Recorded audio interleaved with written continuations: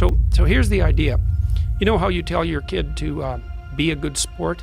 You say, it doesn't matter whether you win or lose, it matters how you play the game. You tell your kid that and they look at you and they think, well, what do you mean by that? Aren't I supposed to try to win? It's a soccer game, I'm supposed to win. And you say, well, yeah, you're supposed to win, but it doesn't matter whether you win or lose, it matters how you play the game. You know that that's right, but you don't know how to explain it to your kid. Okay, so imagine this. This is how it works, and this is crucially important. So, first of all, life is not a game. Even a game is not a game.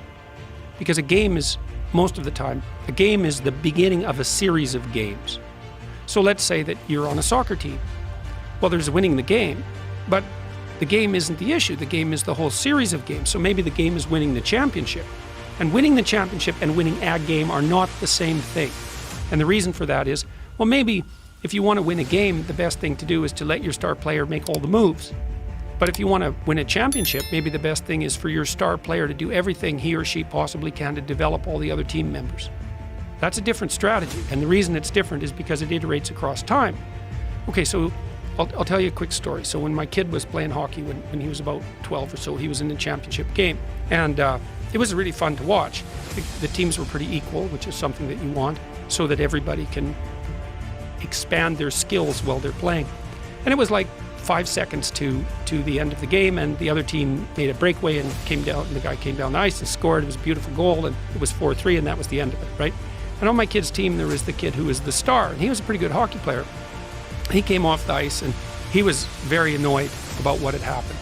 He smashed his stick on the cement and was complaining about the refereeing and acting as if he'd been robbed. And his father came up, and instead of saying, "Get your act together, kid, that's no way to display yourself after a loss," he said, "Oh yeah, man, you were robbed, that the referees didn't ref right, and you played the best and you should have won." And I thought, you absolute son of a bitch. You're ruining your son. And then the question is why? Because his son was the star and was trying to win. Why was he ruining his son? Well, you're trying to train your son not to win the game. You're trying to train your son to win the championship. And so that's a series of games. But then life isn't the championship. Life is a whole bunch of championships. It's a whole sequence of them. And so what you're actually trying to train your son to do is to be a contender in the entire series. And the way you do that is by helping him develop his character. And the character is actually the strategy that would enable him to win the largest number of games across the largest possible span of time. And one way you do that if you're a kid is like, well, what do you want to do with your kid? You don't want to teach him to win. You want to teach him to play well with others. And that's to be reciprocal. So that means to try to win, but also to pay attention to developing the other people around him and not to put winning the game above everything at all times. So then he's fun to play with. And this is absolutely crucial. You can help your kid become fun to play with between the ages of 2 and the age of 4. If your kid is fun to play with, then what happens? Kids line up to play with him. And adults line up to teach him.